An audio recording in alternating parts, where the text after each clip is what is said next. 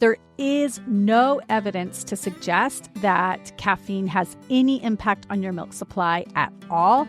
In fact, this has been studied extensively, and in studies, we see no difference in milk supply.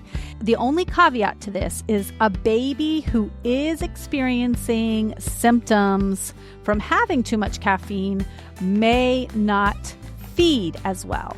And so that baby may have lower weight gain because they are not feeding well, but it's not because you don't have enough milk. Before we begin, I want to share something special with all of you expecting parents out there. As an internationally board-certified lactation consultant, I've seen firsthand how a little planning can go a long way to helping you achieve your baby feeding goals. That's why I'm offering you my free ebook. It's called Birth Practices to Support Breastfeeding, and it's a workbook. So check out the link in the description below.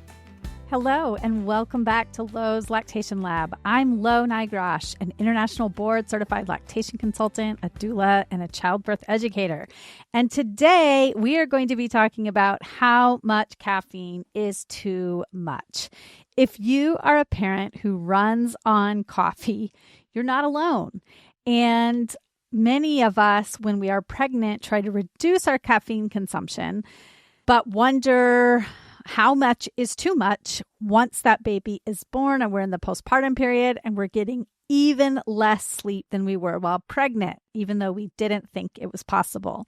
So today we're going to be diving into the science and the myths and what experts say about ingesting caffeine while nursing.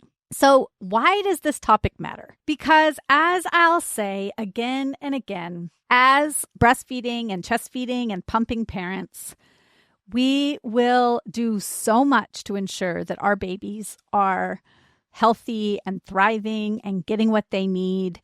And many of us feel like we need to eliminate any potential harm to our babies, no matter how small the risk.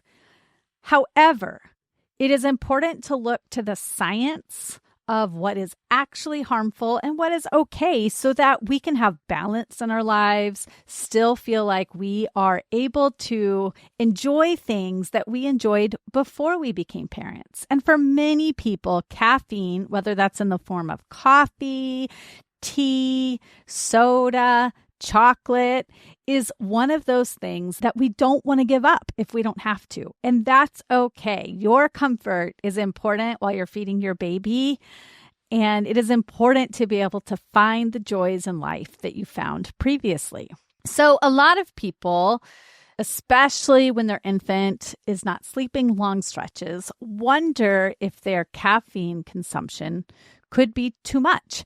So today, you are going to discover whether or not you are drinking too much caffeine. So we know that caffeine is a stimulant that's found in all sorts of drinks and in food like chocolate and in some medications.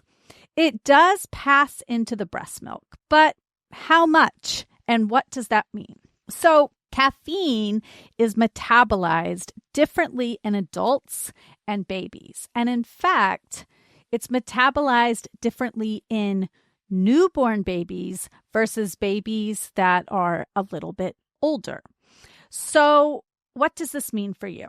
So the half-life of any substance that you ingest is the time required for the quantity to reduce to half its initial value. And every drug has a half-life measurement because this is one of the things we look at to see whether or not it is safe for a lactating parent to use. It's not the only measurement we look at, but it is one of the measurements. And so for caffeine, the half-life for an adult is 4.9 hours. So whatever the initial dosage is, 4.9 hours later, it is now half of what it was initially. For a newborn, the half-life of caffeine is 97.5 hours. So if a newborn were to ingest caffeine, which sometimes they need to, sometimes caffeine is given in high doses for infants that have breathing difficulties. It's 97.5 hours until it's at its half-life.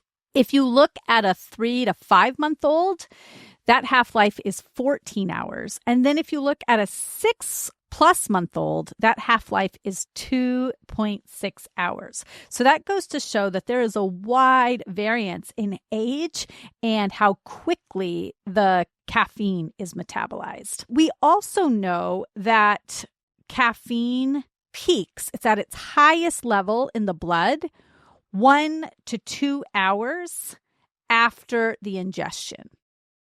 And then that caffeine gets taken from the blood, and as the blood is being turned into breast milk, some trace amounts of the caffeine gets transferred into the breast milk. Now, how much of this caffeine actually gets to the baby? Well, it's a very small amount. So whatever amount of caffeine the parent ingests, the infant is going to take probably somewhere around 6 to 10% of that amount. So what does this mean practically for you, the tired parent who's trying to nurse your baby around the clock and would also like to enjoy caffeine? Go ahead and enjoy your coffee, your tea, your hot cocoa, because the amounts that you take are probably much lower than what would have any impact on the infant at all, any noticeable impact. So the average recommendation we often hear is to keep caffeine levels to about 500 milligrams per day. So that's anywhere between 300 and 750 milligrams of caffeine, depending on how sensitive your baby might be to the caffeine. During pregnancy, most sources suggest 300 milligrams a day of the upper limit, but some sources have that upper limit at around 150 milligrams per day for during pregnancy as a comparison. So if you go through some of the most common sources of caffeine, a Starbucks coffee, a short one, for instance, has 250 milligrams of coffee. A tall one has 375 milligrams of coffee, and a grande has 500 milligrams of coffee. But a cappuccino or a latte has about 70 milligrams of caffeine. A brewed coffee at home is going to have about 120 to 180 milligrams of coffee. And then sodas, a 12-ounce soda, for instance, is going to have anywhere between 20 and 55 or 60 milligrams of caffeine. And then tea is going to be around that as well. So anywhere between 30 and 50 milligrams of caffeine in about 8 ounces of tea. But you can always look at the labels because the caffeine is labeled there. So depending on what type of coffee you like, that could be anywhere between 3 and 5 cups of coffee. If you're brewing it at home, one big Starbucks coffee in a day gets you to that value. And so you can definitely still enjoy your caffeine. Now, what should you look out for? What are the signs of too much caffeine in baby? Because all of these data points are based on averages. And so each little individual baby may have different reactions to caffeine. So the signs in too much caffeine are irritability, poor sleep, fussiness and jitteriness, and elevated heart rates as well.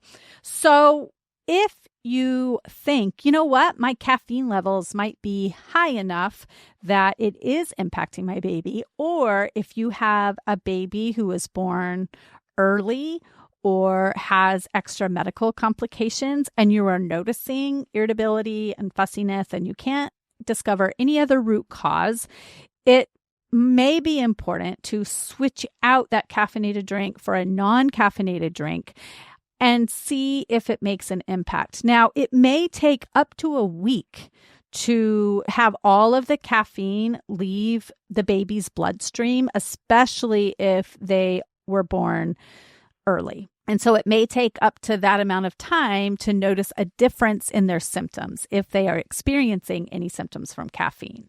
There are some tips for managing caffeine intake if you are feeling worried about it. Space your caffeine around feedings. So if you feed your baby, then have your cup of coffee, and your baby doesn't need to eat for another 1 to 2 hours, well, then the caffeine levels have peaked both in your blood and in the breast milk. When it has gone down in your blood, it also goes down in the breast milk. The same as what we talked about in alcohol in a previous episode. It doesn't get stored in the breast milk. Once the levels come down in your blood, it also comes down in your milk. You can try to switch out lower caffeine options, and you can just do searches online of how much caffeine is in various items. You can look at menus of your favorite coffee and tea places, and they should have the dosage on there. So try switching it out for lower caffeine options and staying hydrated. So getting enough water is always going to help with flushing out your system and helping the levels in the caffeine reduce more quickly. Now, let's talk about a couple of myths before we wrap up. If you look online, you will see a lot of chatter about caffeine drying up your milk or decreasing your milk supply. And there is no evidence to suggest that caffeine has any impact on your milk supply at all. In fact, this has been studied extensively, and in studies, we see no difference in milk supply.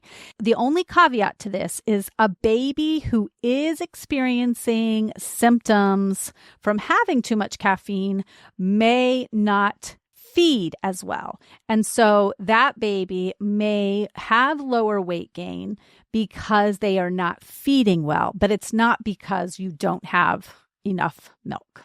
And again, like with alcohol, pumping and dumping is not going to reduce the amount of caffeine in your breast milk. Waiting the amount of time, if you have had a huge dose of caffeine in medication or for some other reason, just waiting until that caffeine level has peaked and then feeding or pumping is going to be a better way to ensure that your baby doesn't get too much caffeine. So with that, I would love for you to share your own stories or questions about caffeine intake. You can reach out to me on my socials, on Instagram or on TikTok. So reach out to me there. And if you have any questions regarding food, substances, I'm here for it. So book an appointment, and I would love to help reassure you and give you the guidance that makes you feel really good about feeding your baby. Talk to you soon.